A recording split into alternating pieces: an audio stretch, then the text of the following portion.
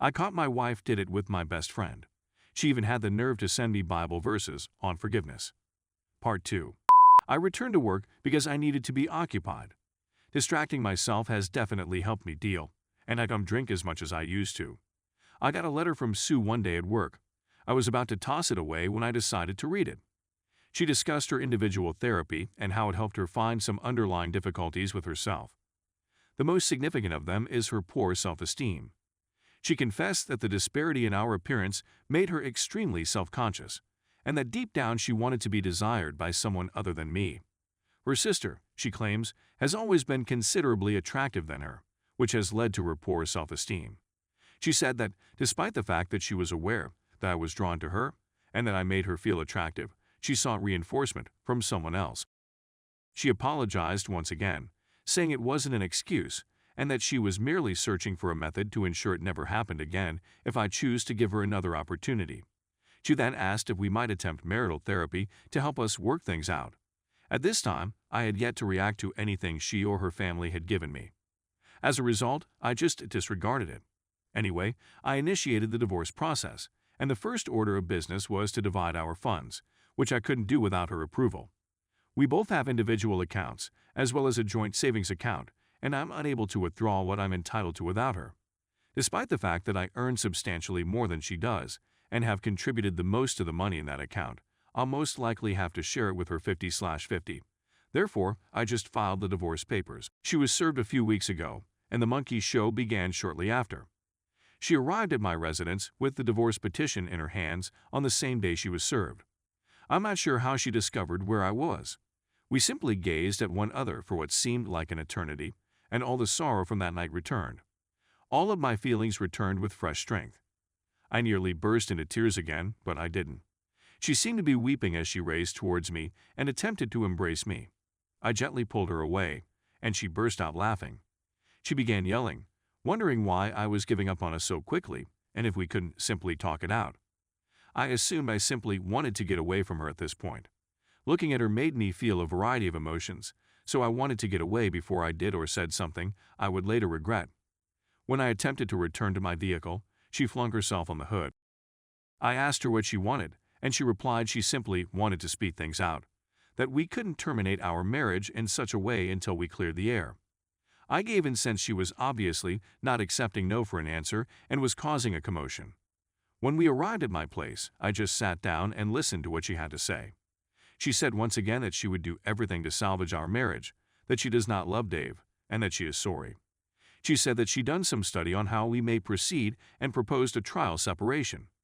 During this separation, she told me that I could date anybody I wanted, but that I should postpone the divorce to allow her the opportunity to restore our friendship, and eventually our marriage. She proposed a one-sided open marriage in my favor, attempted to show me examples of other couples who had survived infidelity, and even recommended that we simply relocate to a new state or even a foreign country, just the two of us. That portion saddened me a little since we had spoken about relocating and raising a family not long before all of this occurred. When she was through, we simply sat there in quiet, staring at one another. I then inquired as to why. Why is he there? Why would she cheat on me with him and then return just after I caught her? When I posed these questions, she burst into tears. She said that she felt very bad even while doing the actions, but she didn't know how to stop. That she was so engrossed in the affair that he didn't consider the implications or what she would lose. She said that the therapy helped her understand that she would have cheated on me at some time, if not with Dave, then with someone else. This was meant to be due to the same underlying concerns that were making me uncomfortable. Then it sprang out. She stated she found out she was pregnant not long after I left and had an abortion since she didn't know who the father was. She said that if it was Dave's, there would be no possibility for reconciliation, and she felt compelled to do it. What I was hearing was unbelievable. I was taken aback, and she began pleading with me not to let this be the end of our relationship. I just got numb. I requested her to go, but she pleaded with me to remain. That we still needed to chat. All of this pleading was just frustrating, especially in light of the news I had just learned. When I asked her how far along she was when she found out she was pregnant, she responded she was just a few weeks. Then it dawned on me. Wait, you said in an email that you just began having sex with Dave approximately a week before I discovered it. Did you tell the truth? She gave a nod. She nodded, hiding her head. She said that she simply said that because she didn't want to offend me with the facts and was attempting to downplay the situation. She said that it had been physical for less than a month. She attempted to comfort me, but I pushed her away. I begged her to go and not return. She attempted to say something, but I simply yelled at her to go. She asked if we could chat after I digested everything, and I declined. I informed her that I had accepted a job in another state and would be relocating as soon as the divorce was finalized. In our state, there is a 2-month cool-off period after you file. I had previously intended to do this and was just finishing the details before resigning from my present position. At that moment, I had already given my employer notice.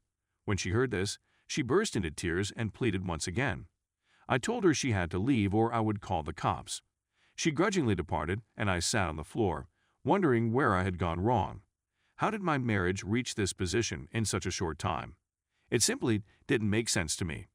I was already very certain about the divorce, but after speaking with her, I was more certain than ever. Sue's repeated attempts to reach me were disregarded. However, a few days ago, on Thursday, I got a phone call from my mother informing me that Sue was in the hospital. She was reportedly hospitalized for medication misuse. Everything seemed like a nightmare. I'm still not sure how to comprehend it. What is the cause of all of this? Sue seemed to be okay when I saw her at the hospital, but she had been sent to a psychiatric unit. That's where things stand right now. I have no clue why she would do this, because the last time I saw her, she was sleeping. It aches because I still adore her, and I'm simply glad she's all right now. Given what's going on right now, I haven't been thinking about divorce. How do I even begin?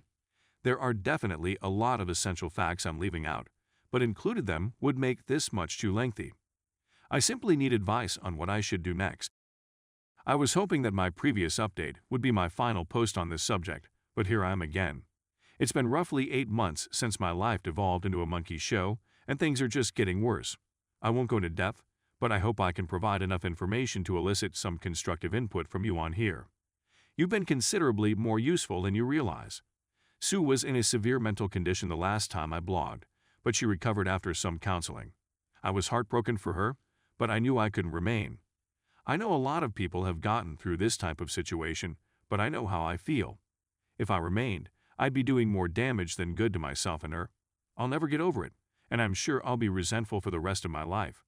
We decided to split, but she insisted on keeping in touch, even if it was little. We split approximately a month ago after a rather straightforward divorce procedure. I relocated to the West Coast to start again, and things were finally looking up for me. But then I received another phone call from Sue's sister. Sue, to cut a long tale short, had a stroke. She is virtually entirely motionless on her left side and can hardly talk. I can't even express how upsetting it was to hear, much alone how sad I felt when I went to see her. She can resemble the person I remembered, and she constantly cried when she saw me. One of the most difficult aspects of this is that I can't help but feel responsible for what happened to her. People tell me it isn't, but I have a feeling it is. Even though her immediate family claims it isn't my fault, I detect some resentment from them whenever I communicate with them. When her aunt spotted me, she cursed me in front of everyone, and they all became quiet. They just instructed me to leave it alone and go about my business. Even though I wish I could simply go on, knowing how everything ended out still stings. I haven't spoken to Sue since she had the stroke, and her family won't allow me visit her because, supposedly, I stress her out. I don't even know the complete story since I don't have the legal right to know. I simply can't seem to get anything right. F me, I guess.